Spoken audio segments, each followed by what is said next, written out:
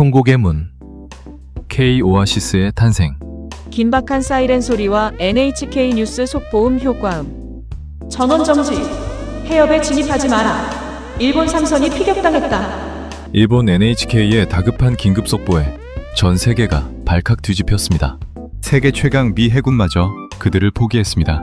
세계 원유의 30%가 지나는 호르무즈 해협, 그리고 홍해의 관문, 통곡의 문이 무장연합의 미사일에 완전히 봉쇄된 것입니다. 미국도 유럽도 벌벌 떨며 배를 돌린 죽음의 바다. 그런데 위성을 지켜보던 미 해군 분석관은 자신의 눈을 의심하며 경악을 금치 못했습니다. 빗발치는 미사일 사거리 한복판을 향해 거대한 유조선 한 척이 전속력으로 돌진하고 있었기 때문입니다. 저기 저 배, 천장, 미친 겁니까? 당장 멈추라고 하세요. 혼비백산한 워싱턴 사왕실이 황급히 국적을 확인한 순간 모니터에 선명하게 찍힌 이름은 바로 대한민국이었습니다. 세계 최강 대국들이 싹 다 무릎 꿇은 지옥불을 보란듯이 뚫어버린 한국. 미국 펜타곤마저 덜덜 떨게 만든 그 충격적인 진실을 지금 공개합니다. 좋은 영상 콘텐츠를 위해 구독과 좋아요 부탁드립니다. 알람이 울렸습니다. 새벽 3시 런던 본사에 비상 시스템이 울리는 건 보통 일로는 없어요. 저는 이불을 걷어차며 모니터를 켰습니다. 화면이 온통 빨갛게 물들어 있었죠. 아부에만데브, 아라비아어로 통곡의 문이라는 뜻입니다. 그 해협 위에서 유럽 최대 컨테이너선이 침몰하고 있었어요. 저는 로버트 밀러입니다. 영국 로이드 보험사에서 30년간 해양 위기만 분석해온 사람이에요. 전쟁이 나도 태풍이 와도 배는 움직여야 한다고 믿어온 사람이기도 하죠. 그런데 그날만큼은 달랐습니다. 미 해군이 후퇴했고 전 세계 선박이 멈췄어요. 해협 앞에 12척의 배가 닫혀 내리고 유령처럼 떠 있었습니다. 도대체 누가 이 바다를 다시 열 수 있겠습니까? 저는 창가에 서서 그 생각을 하고 있었습니다. 바로 그때였어요. 모니터 한쪽에서 5개의 점이 움직이기 시작했습니다. 2026년 초봄이었습니다. 아부에만데브 해협을 통해 전 세계 원유와 화물의 거의 4분의 1이 지나갑니다. 길이 400m, 무게 15만 톤짜리 컨테이너선들이 하루에 40척 가까이 그 좁은 길목을 줄지어 통과하죠. 아라비아어로 통곡의 문이라는 뜻입니다. 그 이름이 이토록 정확하게 어울리는 날이 올 줄은 몰랐어요. 경고 신호가 처음 잡힌 건 그날 사흘 전이었습니다. 로이드 런던 본사 지하 2층 위기 분석센터. 제 분석가 제임스가 얇은 보고서 하나를 책상에 올려놓으며 말했어요. 선임, 아부에만데브 쪽에 무장 세력 이동 신호가 잡혔습니다. 규모가 작아서 관찰 등급으로 분류했습니다. 저는 보고서를 한번 훑어봤습니다. 숫자가 작았어요. 범위도 좁았죠. 도장을 찍고 서류함에 넣었습니다. 30년 경력이 이상하다고 속삭이고 있었지만 저는 그 목소리를 무시했어요. 그게 제 첫 번째 실수였습니다. 사흘이 지났습니다.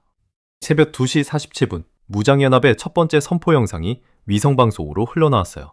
화면 속 사령관은 얼굴을 검은 천으로 가리고 있었습니다. 목소리는 낮고 천천히 흘러나왔죠. 아부에만데브 해협을 지나는 모든 선박은 우리의 적이다. 경고는 단 한 번이다. 저는 그 영상을 2번 돌려봤습니다. 선전 영상이라고 치부하기엔 뭔가 달랐어요. 눈빛도, 말투도, 카메라 너머 배경도 꾸며낸 느낌이 없었습니다. 그리고 영상이 나온 지 정확히 16시간 후였습니다. 유럽 최대 물류기업 소속 컨테이너선이 해협 한복판에서 미사일을 맞았어요. 저는 그 장면을 위성 실시간 화면으로 봤습니다. 배가 두둥강 났어요. 천천히, 그러나 분명하게. 뱃머리 절반이 바닷속으로 가라앉는 데 걸린 시간은 11분이었습니다. 선원 22명의 구조 요청이 동시에 터졌고 구조헬기가 출동하는 사이 무장연합은 2번째 영상을 공개했죠. 우리의 말이 빈말이 아니라는 걸 방금 보여줬다.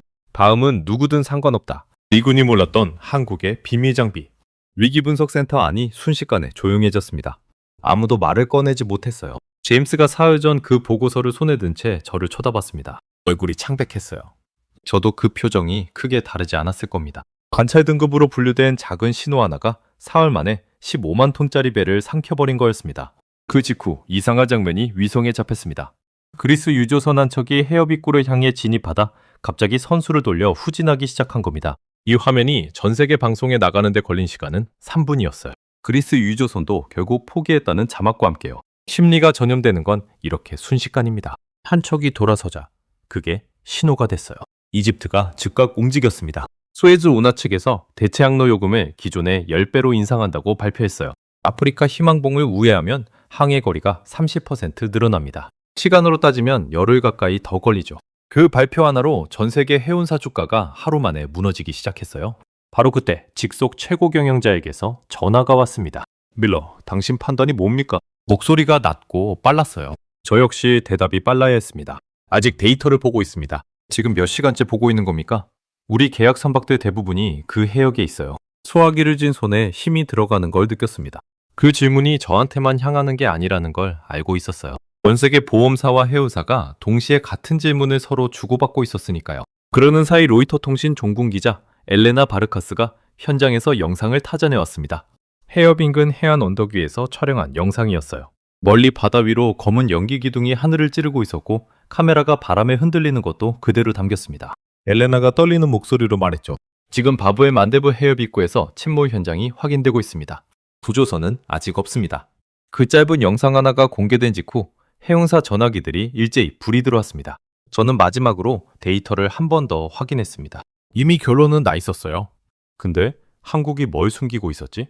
서류에 서명하는 손이 처음으로 떨렸습니다. 30년 동안 이 일을 해오면서 그런 경우가 없었어요. 저는 바브의 만데브 해협을 항행 불가 구역으로 공식 선언하는 서류에 서명했습니다. 그 서명 하나로 전 세계 물류 지도에서 통곡의 문이 지워졌습니다. 선박들이 멈추는 데는 반나절도 걸리지 않았어요. 하루 뒤 해협 입구에는 12척의 선박이 닻을 내린 채 엔진을 끈 상태로 떠 있었습니다. 파도만 철썩이는 바다 위에 유령 도시가 들어선 것이었죠. 저는 창가에 서서 오랫동안 그 화면을 바라봤습니다. 세계 최고의 기술이 있고 강대국들의 함대가 있는데 이 해협 하나 앞에서 인류는 그냥 멈춰버린 겁니다. 멈춰선 12척의 배를 보면서 저는 한 가지 기대를 붙잡고 있었습니다. 미 해군이 있으니까요. 세계 최대 항공모함 전단을 보유한 나라입니다. 홍해에만 상시 전개 병력이 수천 명입니다. 이 상황에서 미국이 가만히 있을 리 없다고 저는 그렇게 믿고 싶었어요. 그 믿음이 무너지는 데는 12시간이 걸렸습니다. 미 해군 중부사령부가 공식 성명을 발표했습니다. 홍해 바브의 만데브 구역 민간 선박에 대한 호위 임무를 전면 중단한다. 확전 방지를 위한 결정이다. 딱 두 문장이었어요. 저는 그 성명을 3번 읽었습니다. 확전 방지. 그게 전부였습니다. 선원들이 어떻게 되든 물류가 멈추든 세계 경제가 흔들리든 미 해군은 확전 방지라는 2글자 뒤에 숨기로 한 겁니다. 저는 즉시 미 해군 연락관 데이비드에게 전화를 걸었습니다. 데이비드, 지금 무슨 일을 하고 있는 겁니까? 민간선 22명이 아직 구조도 안 됐어요. 밀러, 이건 우리가 결정할 수 있는 사안이 아닙니다. 그럼 누가 결정합니까? 워싱턴이 결정할 때까지 그 선원들은 어떻게 하라는 겁니까? 잠깐의 침묵이 흐른 뒤였습니다. 전화가 끊어졌어요. 일방적으로. 저는 수화기를 내려다봤습니다. 30년 동안 이런 적이 없었어요. 그게 신호였습니다. 미국이 물러서면 나머지는 빠릅니다. 그날 오후 전 세계 주요 해운사 대표들이 긴급 화상회의를 열었습니다. 24개 국가 31개 기업 대표가 화면에 떴어요. 회의는 길지 않았습니다. 대부분이 이미 답을 정해놓고 들어온 얼굴이었으니까요. 미 해군이 호의를 포기했습니다. 우리 선박을 그 해역에 보내 근거가 없습니다. 누군가 조용히 말했고 반박이 나오지 않았어요. 그런데 회의 막바지에 화면 한쪽에서 작은 목소리가 들려왔습니다. 그럼 우리는 어떻게 살아남습니까? 아무도 대답하지 않았습니다. 그 침묵이 회의 내용보다 더 정확하게 현실을 말해줬어요. 결국 하나둘씩 자진정지를 선언했습니다. 해협 입구에 멈춰선 선박이 12척에서 26척으로 늘었어요. 위성 화면을 보면 마치 바다 위에 주차장이 생긴 것처럼 보였습니다. 그 화면이 전 세계 뉴스에 동시에 나갔죠. 어떤 방송사는 그 화면에 자막을 달았습니다. 인류의 동맥이 멈추다. 과장이 아니었습니다. 일본 최대 해운사의 기함도 결국 방향을 틀었습니다. 해협 입구까지 왔다가 선수를 남쪽으로 돌렸어요. 아프리카 최남단 희망봉을 돌아가는 우회 항로로 전환한 겁니다. 희망봉 루트는 거리가 18,000km 더 깁니다. 시간으로는 열흘에서 열이틀, 비용으로는 운임의 40% 이상이 더 들어요. 그럼에도 선택했다는 건 그 해협이 더 이상 선택지가 아님을 모두가 인정했다는 뜻이었죠.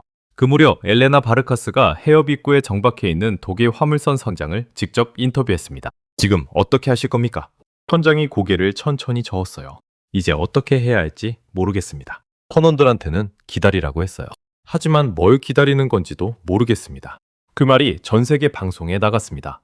화물선 선장 한 명의 말이었지만 그건 그 자리에 멈춰선 모든 배, 모든 선원들의 말이기도 했어요. 중국이 움직이기 시작한 것도 그 즈음이었습니다. 아프리카 동부 육상 물류망을 활용한 대체 루트를 제한한다는 공식 발표가 나왔어요.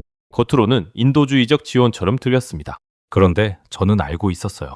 그 루트의 거점이 되는 항만 3곳이 전부 중국 자본으로 지어진 시설이라는 거요. 위기 속에서 조용히 영향력을 넓히는 수법이었습니다. 막을 수가 없었어요. 지금 당장 물류가 필요한 나라들은 체면을 볼 여유가 없었으니까요. 유럽에서는 보험사들이 움직였습니다. 로이드만이 아니었어요. 독일, 프랑스, 네덜란드의 주요 해운 보험사들이 줄줄이 이 해협보험 계약 취소 통보를 발송하기 시작했습니다. 보험이 없으면 선박 운항 자체가 불법이 됩니다. 보험 취소 통보는 사실상 이 바다로는 합법적으로 갈 방법이 없다는 선언이었어요. 그리고 유가가 터졌습니다. 하루 만에 22% 폭등이었습니다. 런던 외환시장이 개장하자마자 패닉 상태가 됐어요. 제 사무실 창 너머로 뉴스 헬리콥터가 지나가면서 현수막을 끌고 있었습니다. 원유 공급 차질 현실화, 글로벌 물류 비상. 창밖을 보다가 저는 천천히 고개를 돌렸습니다. 그날 오후 임원 회의가 소집됐습니다. 테이블 가득 찬 얼굴들이 저를 바라봤어요. 밀러, 향후 전망이 어떻습니까? 저는 잠시 생각하다가 말했습니다. 이 해협은 끝났습니다. 누군가가 끝났다는 게 무슨 뜻입니까? 라고 물었어요. 단기간에 다시 열릴 가능성이 없다는 겁니다. 미국이 물러섰고 보험이 끊겼고 선박이 멈췄습니다. 이 3가지가 동시에 일어나면 해협은 그냥 지도 위의 선일 뿐이에요. 회의실이 조용해졌습니다. 저는 회의가 끝나고 혼자 창가에 섰습니다. 런던 하늘이 흐렸어요. 30년 동안 저는 위기가 오면 결국 강대국이 정리해준다고 믿었습니다. 그 믿음이 오늘 완전히 틀렸다는 걸 알게 됐죠. 바다가 막혔습니다. 아무도 열 생각이 없어 보였어요. 도대체 누가 이 문을 다시 열 수 있겠습니까? 저는 그 질문을 가지고 창가에 한참 서 있었습니다. 그리고 이튿날 아침 위성화면 앞에 다시 앉았을 때였어요. 멈춰선 26척의 배들 사이로 움직이는 점 5개가 포착됐습니다. 처음엔 오류라고 생각했습니다. 멈춰선 선박 26척 사이에서 뭔가가 움직인다는 건 그 상황에서 말이 안 됐으니까요. 저는 제임스에게 화면을 2번 확인하라고 했어요. 제임스가 키보드를 두드리고 잠시 후 고개를 들었습니다. 오류 아닙니다, 손님. 실제 이동 신호입니다. 저는 자리에서 일어나 화면 앞으로 걸어갔어요. 5개의 점이 분명하게 그리고 아주 빠르게 움직이고 있었습니다. 국적이 어딥니까?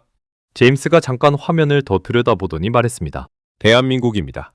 위기분석센터 안이 순간 조용해졌어요. 대한민국. 저는 그 이름을 머릿속에서 한번 되새겼습니다. 미국이 물러섰고 일본이 방향을 돌렸고 유럽이 멈춰선 그 자리에서 한국 선박 5척이 움직이고 있었습니다. 속도를 확인했습니다. 30노트.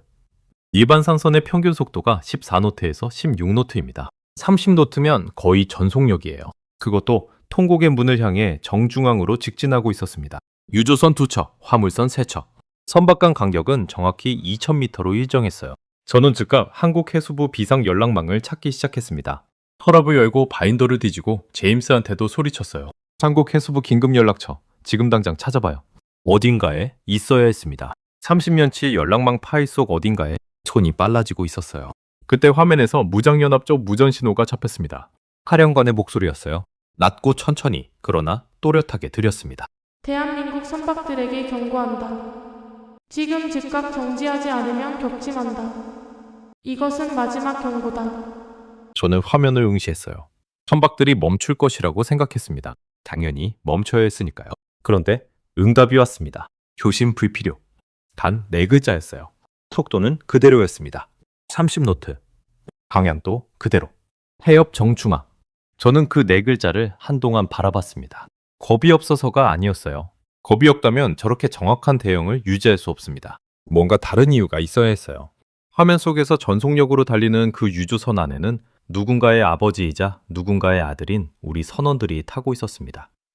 무모한 도박이 아니었습니다. 우리 정부는 그들이 마신 물 한 잔, 엔진의 온도 1도까지 실시간으로 살피며 지키고 있었습니다.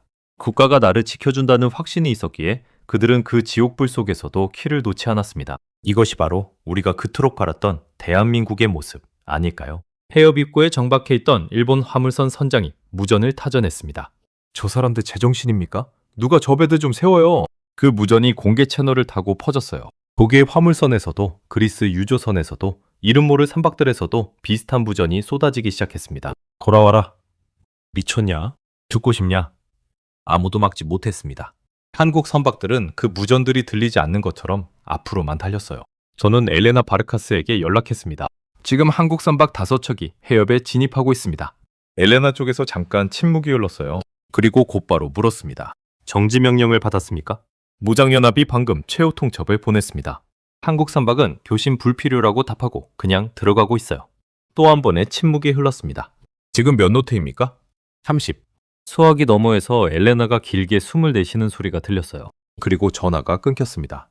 몇 분 뒤 로이터 속보가 전 세계에 타전됐습니다. 한국 선박 5척, 바브의 만대부, 강행진이 자살행위 논란. 자살행위. 그 표현이 틀렸다고 생각하지 않았어요. 그게 맞는 말처럼 보였으니까요. 적어도 그 순간까지는. 그런데 이상한 게 있었습니다. 화면을 보면 볼수록 뭔가 납득이 안 됐어요. 선박들이 너무 조용했습니다. 총격이 오면 본능적으로 반응이 나옵니다. 방향을 트든 속도를 줄이든 구조 요청을 보내든. 그런데 저 5척은 아무것도 하지 않았어요. 우전도 없었습니다. 부조 신호도 없었어요. 그냥 달렸습니다. 간격 2000m, 속도 30노트, 방향 정중앙.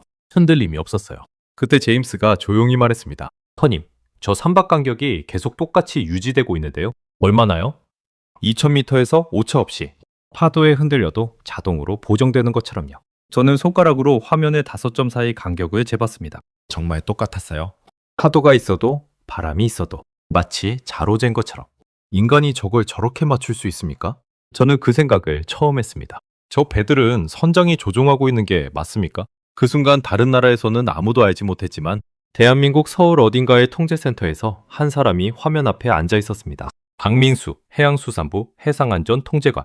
저는 모니터 5개에 걸쳐 펼쳐진 K-오아시스 화면을 바라보고 있었어요. 5척의 선박 위치가 실시간으로 점으로 찍혔습니다. 각 점 옆에 숫자가 올라가고 내려갔어요. 속도, 방향, 간격, 기상, 해류, 위협 신호. 박민수는 팔짱을 낀 채 그 화면을 보고 있었습니다. 표정이 없었어요. 정확히 말하면 이미 일어날 일을 다 알고 있는 사람의 표정이었습니다. 옆에 있던 직원이 물었어요. 통제관님, 무장연합이 최후 통첩을 보냈습니다. 박민수가 짧게 답했습니다. 알고 있습니다. 예정대로 진행하세요. 저는 그 사실을 그때는 몰랐습니다. 한국 선박들이 두려움이 없어서 달린 게 아니라는 것도요. 두려워할 필요가 없도록 이미 설계가 돼 있었다는 것도. 저는 그냥 화면을 보며 이를 악물고 있었습니다. 5척은 멈추지 않았습니다. 해협 입구까지 거리가 줄어들고 있었어요. 멈춰선 26척의 배들이 그 모습을 바라보고 있었습니다. 조용한 바다 위에서 5개의 점은 계속 앞으로 나아갔어요. 5개의 점이 해협 안으로 깊이 들어가고 있었습니다. 멈춰선 26척의 배들이 그 모습을 지켜보는 사이 위성화면 한쪽에서 새로운 신호가 잡혔어요. 무장연합 쪽에서 대규모 여론 반응이 감지됐습니다. 제임스가 화면을 보자마자 목소리가 굳어졌어요. 선임, 발사 준비 신호입니다. 저는 화면을 당겨봤습니다. 지대한 미사일 발사대 여러 곳에서 동시에 신호가 올라오고 있었어요. 하나가 아니었습니다.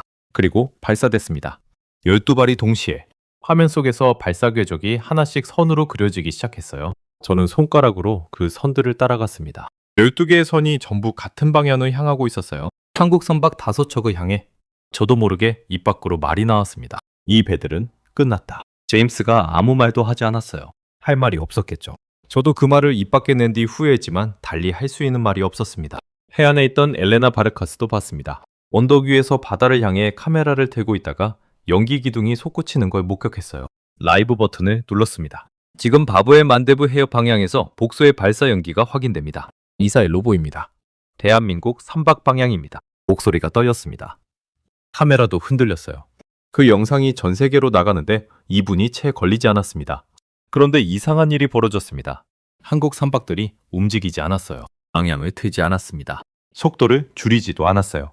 미사일 12발이 날아오고 있는데 5척은 그냥 달렸습니다. 30노트, 간격 2000m, 정중앙. 멈춰선 선박들의 무전이 폭발했습니다. 일본 선장이 소리쳤어요. 지금 미사일이 날아오고 있습니다. 어서 방향을 트십시오. 독일 선장도 무전을 보냈습니다. 제발 피하십시오. 지금 당장 피해야 합니다. 그리스, 파나마, 라이베리아 국적 선박들에서도 무전이 쏟아졌어요. 한국 선박들에서는 아무 응답이 없었습니다. 그 침묵이 오히려 더 무서웠습니다. 저는 그 순간 결정을 했어요. 비상 연락망을 통해 한국 해수부 상황실로 연결을 시도했습니다. 신호가 몇 번 가더니 남자 목소리가 들렸어요. 낮고 차분한 목소리였습니다. 해수부 해상안전 통제실입니다. 지금 당신네 선박들을 향해 미사일 12발이 날아가고 있습니다. 제가 로이드 런던에서 연락하는 밀러입니다. 지금 당장 선박들을 피하게 하십시오. 잠깐의 침묵이 흘렀어요. 짧은 침묵이었지만 제 심장이 2번 뛸 만큼의 시간이었습니다. 알고 있습니다. 알고 있으면 왜 선박들이 직진하고 있는 겁니까? 선박들은 예정대로 운항합니다. 저는 말을 잃었어요. 예정대로라는 게 무슨 뜻입니까? 지금 미사일이 오고 있다고요? 밀러 선임님, 지켜봐 주십시오. 그리고 교신이 끊겼습니다. 강민수. 나중에 이름을 알게 된 그 사람이 그때 그 말을 하고 조용히 전화를 끊었습니다. 지켜봐 달라고. 미사일 12발이 자국 선박을 향해 날아가는 순간에 무장연합 지휘소에서는 사령관이 화면을 보며 팔짱을 끼고 있었습니다. 그 영상은 나중에 유출된 내부 녹화 자료로 알려진 건데 그때 사령관이 옆 부관에게 이렇게 말했다고 합니다. 이제 끝이다. 저 배들을 세계의 본보기로 만들겠다. 목소리에 여유가 있었어요. 그는 이미 이긴 것으로 알고 있었습니다. 미사일 12발의 속도는 초속 약 300m였습니다. 발사 지점에서 한국 선박까지의 거리가 250km. 계산하면 14분 안에 도달합니다. 저는 위성화면 한쪽에 뜬 거리 수치가 줄어드는 걸 보고 있었어요. 230, 200열, 190. 숫자가 내려갈수록 위기분석센터 안이 더 조용해졌습니다. 아무도 말하지 않았어요. 키보드 소리도 멈췄습니다. 150km. 저는 한국 선박들을 봤습니다. 여전히 30노트였어요. 130km. 한국 선박들이 아직 방향을 틀지 않았습니다. 120km. 저는 눈을 감았습니다. 30년 동안 위기를 분석하면서 결과를 보지 않으려고 눈을 감아본 적이 없었어요. 처음이었습니다. 그런데 그 순간이었어요. 서울 어딘가의 통제센터에서 강민수가 마우스를 한번 클릭했습니다. K-오아시스 화면에서 붉은 숫자들이 일제히 초록으로 바뀌었어요. 강민수가 고개를 들지 않은 채 조용히 말했습니다. 태극사, 가동. 저는 눈을 감고 있었습니다. 그래서 처음엔 보지 못했어요. 제임스가 갑자기 소리쳤습니다. 선임, 화면 보세요. 저는 눈을 뜨지 않으려 했습니다. 선임. 그 목소리에는 공포가 없었어요. 뭔가 다른 것이 섞여 있었습니다. 저는 천천히 눈을 떴습니다. 이성 화면 오른쪽 귀퉁이에서 전혀 예상하지 못했던 방향에서 빛이 솟구치고 있었습니다. 하늘을 찢는 것처럼 위로, 빠르게, 그러나 정확하게. 그 빛이 어디서 오는 건지 저는 처음에 이해하지 못했어요. 인근 우방국 영토 쪽이었습니다. 한국 선박이 있는 방향이 아니었어요. 전혀 다른 방향에서 전혀 예상하지 못한 것이 날아올랐습니다. 저는 그 빛이 뭔지 처음엔 몰랐습니다. 인근 우방국 영토 쪽에서 솟구쳤어요. 한국 선박이 있는 방향도 아니었고 무장연합 쪽도 아니었습니다. 전혀 예상하지 못한 제3의 방향이었어요.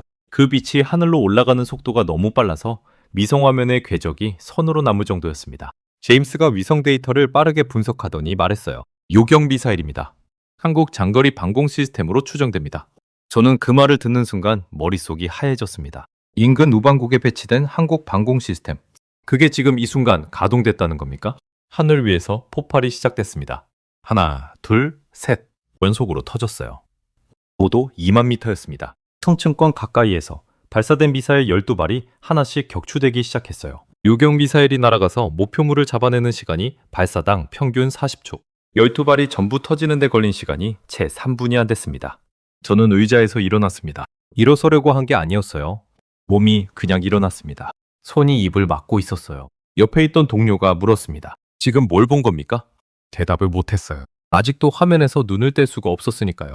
해안 언덕에 있던 엘레나 바르카스도 그 순간을 봤습니다. 카메라를 바다 쪽으로 향하고 있다가 고개를 들어 하늘을 봤어요. 하늘 높은 곳에서 연속으로 폭발이 터지고 있었습니다. 엘레나가 카메라를 하늘로 돌리며 소리쳤어요. 저건 요격입니다. 하늘 위에서 요격이 이루어지고 있습니다. 목소리가 라이브로 전 세계에 나갔습니다. 떨고 있었어요. 해협 입구에 정박해 있던 선박들에서도 난리가 났습니다. 선장들이 갑판으로 나와 하늘을 올려다봤어요. 일본 선장이 무전을 보냈습니다. 지금 하늘에서 뭔가가 터지고 있습니다. 저게 뭡니까? 아무도 답을 가지고 있지 않았어요. 그냥 다들 하늘을 보고 있었습니다. 12번째 폭발이 하늘 위에서 터지고 잔해가 바다 위로 흩어지는 걸 다들 함께 봤습니다. 저는 그 순간 안도하려 했습니다. 그런데 제임스가 다시 소리쳤어요. 선임, 드론입니다. 자폭 드론이 접근하고 있습니다. 화면을 봤습니다. 저고도로 날아오는 작은 신호들이 찍혔어요. 18개였습니다. 미사일 12발이 막히자 무장연합이 이번엔 드론으로 쐐기를 박으려는 겁니다. 저는 다시 화면으로 달려붙었습니다. 아직 끝이 아니다. 드론들의 속도가 미사일보다 느렸어요. 하지만 저고도라 요격이 어렵습니다. 레이더에 잘 안 잡히는 각도로 들어오고 있었어요. 그리고 무선 유도 방식이라 재밍으로 막기도 쉽지 않습니다. 그런데 한국 선박들이 이번에도 방향을 틀지 않았습니다. 속도도 그대로였어요. 오히려 선박 위쪽에서 뭔가가 작동하기 시작하는 게 위성화면에 잡혔습니다. 선박 갑판이 구조물에서 열원이 감지됐어요. 제임스가 말했습니다. 레이저 계열 무장으로 보입니다. 선박 탑재형. 첫 번째 드론이 사라졌습니다. 화면에서 그냥 꺼졌어요. 두 번째, 세 번째, 연속으로요. 레이저가 드론을 잡아내는 건 총이 아니라 빛입니다. 소리가 없어요. 그냥 화면에서 점이 하나씩 꺼지는 것처럼 보였습니다. 18개가 전부 꺼지는데 걸린 시간이 41초였습니다. 그리고 K-오아시스가 선박 주변 반경 5km에 전자기 차폐막을 형성했어요. 무선 유도 신호가 완전히 끊겼습니다. 남아있던 드론 몇 기가 방향을 잃고 바다로 떨어졌어요. 서울통제센터에서 강민수가 화면의 숫자들을 확인했습니다. 요격 완료 12, 격추 완료 18, 차폐 완료. 강민수가 처음으로 고개를 한번 끄덕였어요. 짧고 작은 동작이었습니다. 옆에 있던 직원이 길게 숨을 내쉬며 등받이에 기댔어요. 강민수는 그 직원을 보지도 않고 말했습니다. 선박 통과 완료 확인까지 계속 주시하세요. 무장연합 지휘소는 달랐습니다. 레이더 화면들이 전부 꺼졌어요. 전자기 차폐에 여파였습니다. 사령관이 자리에서 일어나며 소리쳤어요. 어떻게 된 겁니까? 왜 화면이 안 나옵니까? 보관들이 장비를 두드렸지만 아무것도 살아나지 않았습니다. 한국 선박 5척이 해협을 완전히 통과했습니다. 선체 어디에도 흠집이 없었어요. 가판이 선원들이 평소처럼 걷고 있었습니다. 멈춰서 있던 26척의 선박에서 동시에 무전이 터졌어요. 일본 선장이 말했습니다. 한국이 해냈습니다. 저 배들이 통과했습니다. 독일 선장이 받았어요. 도대체 어떻게 한 겁니까?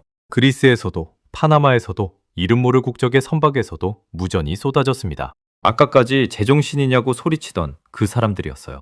저는 화면을 한참 바라봤습니다. 5척의 선박이 해협 반대편으로 나오는 걸 위성으로 추적했어요.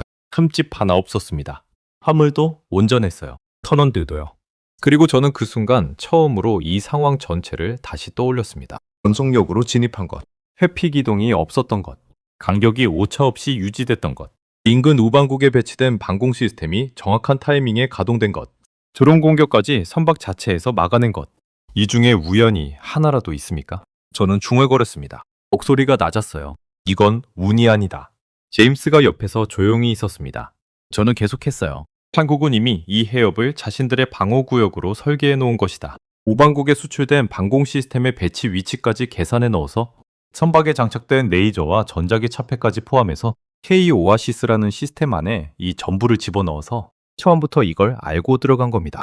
두려워할 필요가 없어서 들어간 게 아니었어요. 두려워할 이유가 없도록 이미 만들어 놓고 들어간 겁니다. 그 생각이 머릿속에 자리를 잡는 순간 저는 등골이 서늘해졌습니다. 정의감이었어요.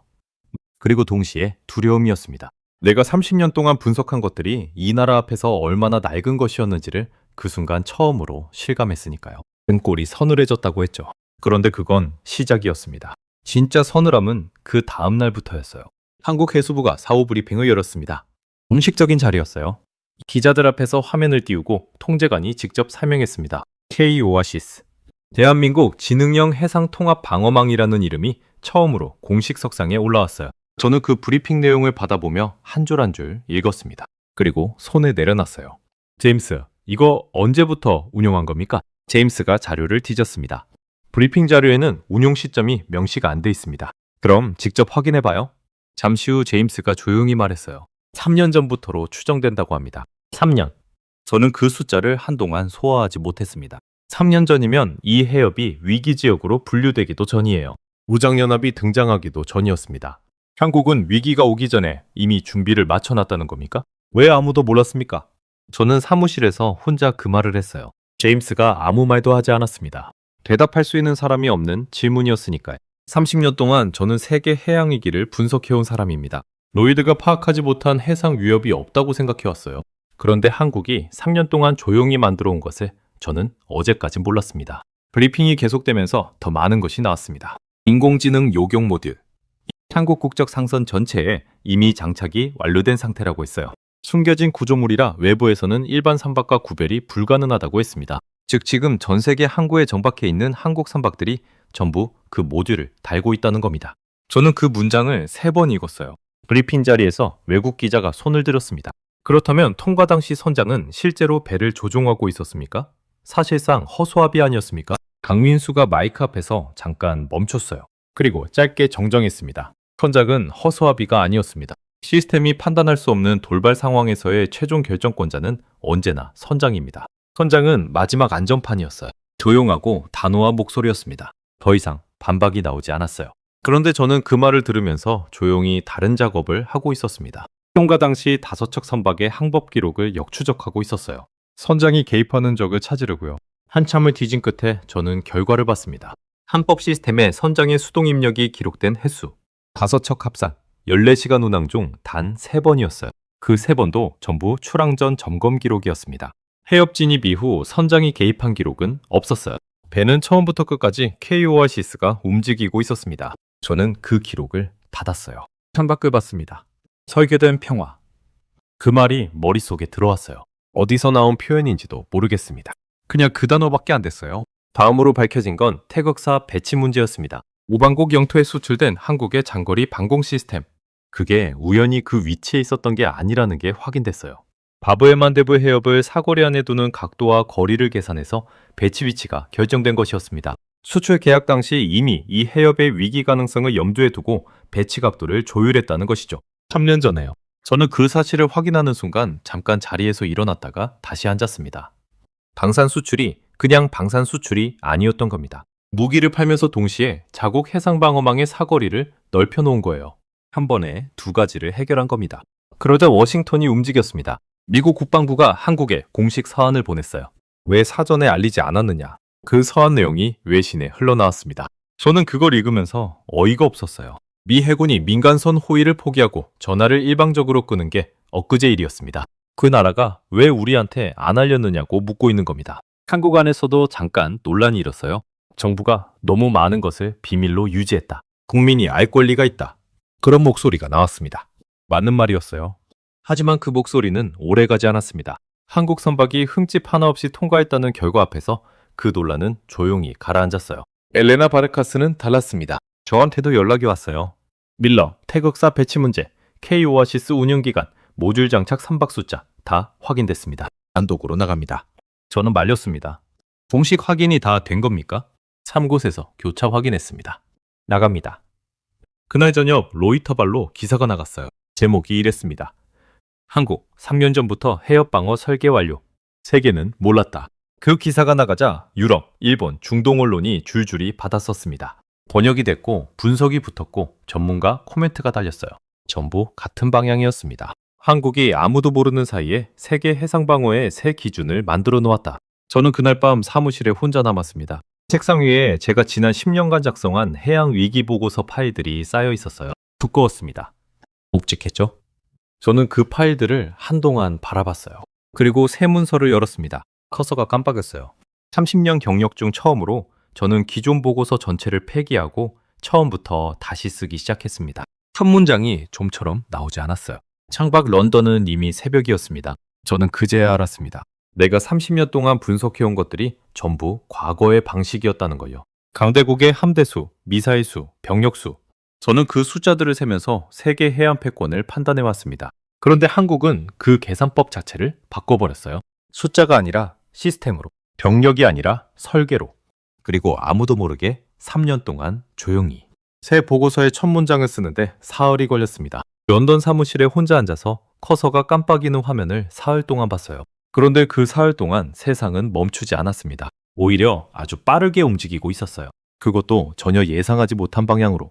서울에서 소식이 들어오기 시작했습니다. 해수부 청사 앞에 줄이 섰다는 겁니다. 처음엔 믿지 않았어요. 제임스가 현지 특파원 보고를 가져왔는데 사진이 첨부돼 있었습니다. 일본 최대 해운사 대표단, 독일 물류기업 임원대, 그리스 선주협회 대표. 이 사람들이 서울 해수부 청사 앞에 줄을 서 있었어요. K-오아시스 가입을 요청하기 위해서요. 며칠 전까지 저 사람들 제정신이냐고 무전을 쳤던 일본 선장이 속해 있는 그 회사 대표가 지금 서울에 와 있는 겁니다. 저는 그 사진을 한참 봤습니다. 통쾌하다는 감정이 드는 게 좀 부끄럽기도 했어요. 하지만 솔직히 통쾌했습니다. 가입 절차가 간단하지 않다는 것도 곧 알려졌습니다. 한국 표준 항법 시스템을 전면 도입해야 한다는 조건이 붙어 있었어요. 그러니까 한국 시스템에 선박을 맞춰야 한다는 겁니다. 선박을 자기네 시스템에 맞추는 게 아니라요. 독일의 한 중견 해운사 대표가 그 조건을 듣고 잠깐 망설였다는 후문이 들렸어요. 자존심 문제였겠죠? 독일 선박이 한국 시스템에 맞춰야 한다는 게 쉽게 넘어가는 말이 아니었을 겁니다. 그런데 그 대표가 결국 서명을 했습니다. 망설인 시간이 5분이 채 안 됐다고 했어요. 이유가 뭐겠습니까? 바브의 만대부에서 본 것을 봤으면 자존심을 따질 여유가 없는 겁니다. 그 무렵 저도 결정을 내려야 했습니다. 로이드 보험사 이사회가 열렸어요. 건이 하나였습니다. K-오아시스 가입 선박에 대한 보험료 조정 여부. 저는 이사회 앞에서 말했어요. 가입 선박의 보험료 30%를 인하합니다. 그리고 이 조항은 즉시 발효합니다. 이사 한 명이 물었습니다. 근거가 뭡니까? 바브에만 대부에서 우리가 본 것입니다. 더 이상 질문이 나오지 않았어요. 저는 그 서류에 서명했습니다. 30년 경력 중 가장 빠른 결정이었어요. 우장연합 소식도 들어왔습니다. 사령관이 실각했다는 거였어요. 미사일 12발이 전부 격추되고 드론 18기가 전부 떨어지고 레이더가 꺼진 그날 이후 내부에서 균열이 시작됐다고 했습니다. 어떻게 저 배들이 멀쩡히 통과했느냐는 질문에 사령관이 답을 못했고 그게 균열의 시작이었다는 거예요. 그 실각 소식이 퍼지자 홍해 상황이 빠르게 식기 시작했습니다. 그런데 흥미로운 건 그 다음이었어요. 무장연합이 약해졌다는 소식을 들은 타국 선박들이 해협 재진입을 논의하기 시작했습니다. 그 논의 과정에서 가장 먼저 확인하는 것이 뭐였는지 아십니까? 자기 선박이 K-오아시스에 가입돼 있느냐 아니냐였습니다. 미 해군 호위 여부가 아니었어요. K-오아시스 가입 여부가 새로운 안전의 기준이 된 겁니다. 저는 그 보고를 받고 서랍을 열었습니다. 서울행 항공편을 찾았어요. 직접 가야겠다는 생각이 들었습니다. 전화로, 위성으로 보고서로 분석하는 것과는 다른 무언가가 필요했어요. 그 사람을 직접 봐야 했습니다. 강민수, K-오아시스 통제관. 그 사람이 미사일 12발이 날아오는 순간에 예정대로 진행하세요 라고 말했던 그 사람입니다. 서울에 도착한 건 이른 아침이었어요. 해수부 청사 앞에는 아직도 외국 해운사 관계자들이 대기하고 있었습니다. 저는 안내를 받아 통제센터 쪽으로 들어갔어요. 강민수가 마중에 나와 있었습니다. 예상보다 젊어 보였어요. 악수를 청하며 말했습니다. 로이드 쪽에서 직접 오실 줄은 몰랐습니다. 저는 솔직하게 말했어요. 오지 않을 수가 없었습니다. 강민수가 짧게 웃었어요. 크게 웃지 않았습니다. 그 사람이 크게 웃을 것 같지 않은 사람이라는 걸 처음 보는 순간에 알았어요. 회의실에 앉아서 이야기를 나눴습니다. 제가 궁금한 것들을 물었어요. 강민수는 대부분의 질문에 짧게 답했습니다. 길게 설명하지 않았어요. 그런데 이상하게도 짧은 답들이 모이면 전부 맞아 들어갔습니다. 3년 전 준비를 시작한 이유, 우방국 배치 위치를 결정한 계산, 선박에 모듈을 장착한 시점, 전부 연결됐어요. 이 사람은 3년 동안 이 그림 전체를 머릿속에 갖고 있었던 겁니다. 그때 전 세계 항만청에서 공식 신청이 들어오고 있다는 보고가 들어왔어요. K-오아시스 연동 기양지 인증을 받고 싶다는 겁니다. 자기 항구에 들어오는 선박이 K-오아시스 가입 선박이라는 인증을 받으면 그 항구의 신뢰도가 올라가니까요. 항만청들이 먼저 신청을 해온 겁니다. 회의실 밖에서 직원이 들어와 강민수에게 메모를 건넸어요. 강민수가 메모를 보고 저한테 말했습니다. 유럽 쪽에서 독자 시스템 개발을 추진하다 협력 요청이 들어왔습니다. 어느 나라입니까? 강민수가 나라 이름을 말했어요. 저는 그 나라가 어떤 나라인지 알고 있었습니다. 유럽에서 기술력으로는 손꼽히는 나라였어요. 그 나라가 독자 개발을 시도했다가 막혔다는 겁니다. K-오아시스가 단순한 소프트웨어 시스템이 아니라는 증거였어요. 항공 시스템, 레이저 무장, 전자기 차폐, 항법 제어, 실시간 위협 분석이 전부 하나로 통합된 구조라서 부분만 가져다 써서는 작동하지 않는다는 거였습니다. 전체를 처음부터 함께 설계해야만 가능한 시스템이었어요. 그날 오후 서울 증시에서 한국 방산기업들과 해운 기술기업들의 주가가 동반으로 뛰었습니다. 국제 투자 자금이 한꺼번에 몰렸어요. 런던에서도 뉴욕에서도 도쿄에서도 같은 방향이었습니다. 돈이 답을 알고 있는 겁니다. 돈은 설명을 듣기 전에 먼저 움직이니까요. 저는 서울 일정 마지막 날 엘레나 바르카스를 만났습니다. 엘레나가 저한테 인터뷰를 요청했어요. 짧은 인터뷰였습니다. 몇 가지를 물었는데 마지막 질문이 이거였어요. 밀러소님, 이번 일에서 당신이 가장 틀렸던 순간이 언제였습니까? 저는 말을 잇지 못했습니다. 잠깐이었지만 꽤 긴 침묵이었어요. 엘레나가 기다렸습니다. 저는 천천히 답했어요. 한국 선박이 멈추지 않는다는 걸 확인했을 때입니다. 저는 그게 무모함이라고 판단했어요. 그런데 그게 설계였다는 걸 몰랐습니다. 나는 배가 멈춰야 한다고 생각했고 그 생각 자체가 낡은 것이었습니다. 엘레나가 펜을 내려놓았어요. 인터뷰가 끝났습니다. 귀국 전날 밤 저는 강민수에게 다시 한번 면담을 청했어요. 8분짜리였습니다. 저는 딱 한마디를 하려고 간 거였어요.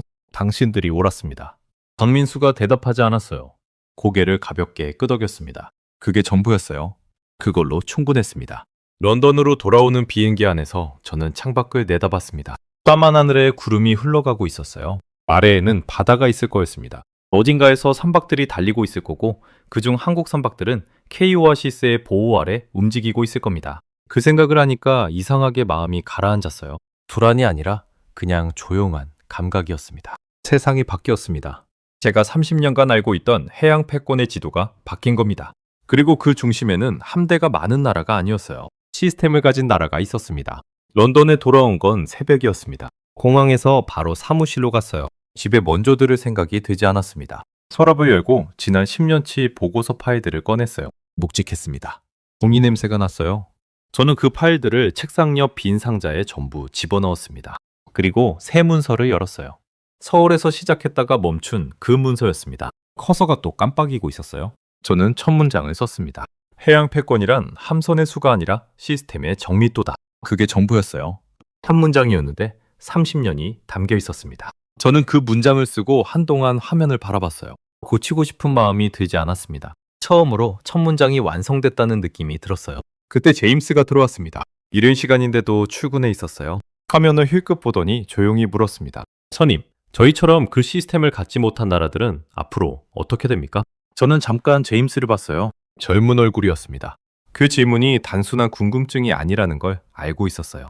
자기 나라, 자기 일터, 자기 미래에 대한 질문이기도 했으니까요. 저는 솔직하게 말했습니다. 모르겠습니다. 제임스가 조금 놀란 표정을 지었어요. 30년 경력에 제가 모르겠다고 한 게 처음이었을 겁니다. 저는 덧붙였어요. 그런데 이건 압니다. 그 질문에 답을 가진 나라가 이제 한 곳 생겼다는 것은요. 제임스가 고개를 끄덕였습니다. 더 이상 묻지 않았어요. 저는 자리에서 일어나 벽 쪽으로 걸어갔습니다. 사무실 한쪽 벽면에 지도가 걸려 있었어요. 제가 30년 동안 달아놓은 해상 위험 지도였습니다. 빨간 표시가 여러 곳에 찍혀 있었어요. 호르무즈, 말라카, 아덴만, 그리고 바브엘 만데브. 저는 그 지도를 천천히 떼어냈습니다. 못에서 빠지는 소리가 났어요. 지도를 두 손으로 들고 한참을 바라봤습니다. 빨간 표시들이 그대로 있었어요. 그런데 이상하게도 그 표시들이 이제는 다르게 보였습니다. 위험 표시가 아니라 내가 몰랐던 것들의 목록처럼 보였어요. 그 지도를 상자에 넣었습니다. 벽이 비었어요.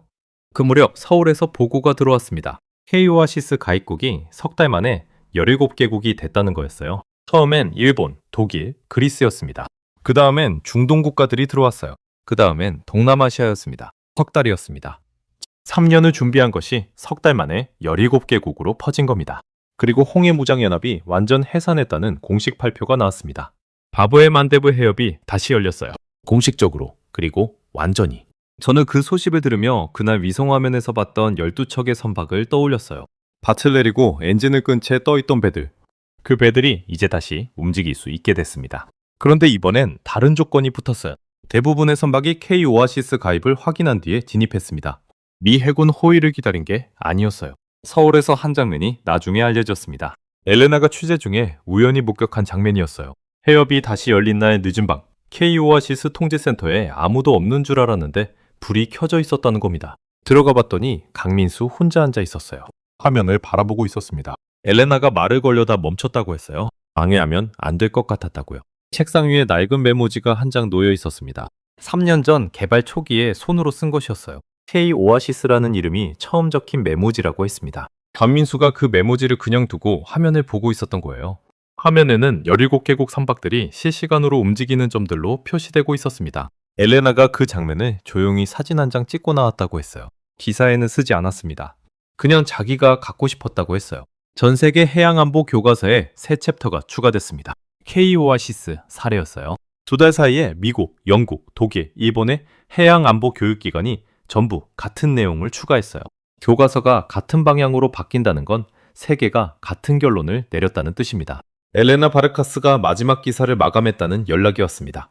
제목을 알려줬어요. 내가 본 가장 조용한 혁명. 저는 그 제목을 읽고 잠깐 있었습니다. 조용한 혁명. 맞는 말이었어요. 총성이 없었습니다. 커넌이 없었어요. 누가 이겼다는 방송도 없었습니다. 그냥 5척의 배가 조용히 달렸고 세상이 바뀌었어요. 저는 그날 저녁 보고서를 계속 썼습니다. 첫 문장 다음에 두 번째 문장이 나왔어요. 두 번째 문장 다음에 세 번째가 나왔습니다. 3년 전 강민수가 메모지에 K오아시스를 처음 썼던 것처럼 저도 처음부터 다시 쓰고 있었어요. 찬밥, 런던의 밤이 깊어가고 있었습니다. 저는 키보드에서 손을 떼고 의자에 등을 기댔어요. 눈을 감았습니다. 2026년 통곡의 문이라 불리는 바브엘 만데브 해협에서 일어난 일을 저는 지금도 생생하게 기억합니다. 세계 최강의 함대가 물러선 자리에서 5척의 배가 30노트로 들어갔어요. 미사일 12발이 날아왔고 전부 하늘에서 꺼졌습니다. 드론 18기가 달려들었고 42초 만에 전부 떨어졌어요. 그리고 5척은 흠집 하나 없이 반대편으로 나왔습니다. 그날 이후 저는 한 가지를 알게 됐습니다. 바다의 주인은 가장 많은 함대를 가진 나라가 아니에요. 가장 정밀한 시스템을 가진 나라입니다. 그리고 2026년의 통곡의 문은 그 주인이 누구인지를 세계 앞에서 조용히 증명했습니다. 조용히, 그러나 완벽하게.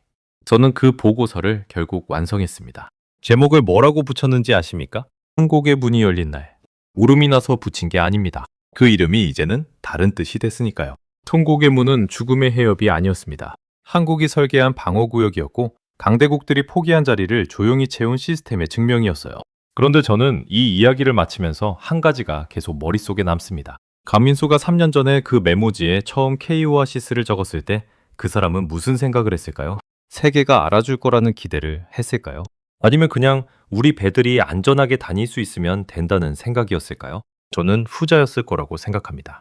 한국이라는 나라가 지금까지 그렇게 해왔으니까요. 세계에 보여주려고 만든 게 아니라 그냥 제대로 만들었더니 세계가 알아본 겁니다. 성공2가 그랬고 K9이 그랬고 이번 K-오아시스가 또 그랬어요. 강대국들이 숫자를 셀 때 한국은 설계를 했습니다. 강대국들이 함대를 늘릴 때 한국은 시스템을 만들었어요. 그리고 2026년에 통곡의 문에서 그 차이가 세계 앞에서 증명됐습니다. 여러분, 우리가 이만큼 왔습니다. 가난했고 작았고 강대국들 틈에서 치이기만 했던 나라가 이제는 그 강대국들이 줄을 서서 배워가는 나라가 됐습니다. 이게 어디서 나온 겁니까?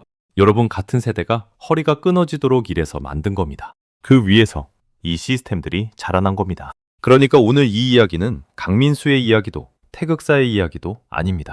여러분의 이야기입니다. 오늘도 시청해주셔서 감사합니다. 이 이야기가 좋으셨다면 좋아요 한 번만 눌러주시고 주변에 꼭 나눠주십시오. 우리 채널에서는 앞으로도 이런 이야기들을 계속 찾아서 가져오겠습니다. 다음에 또 뵙겠습니다.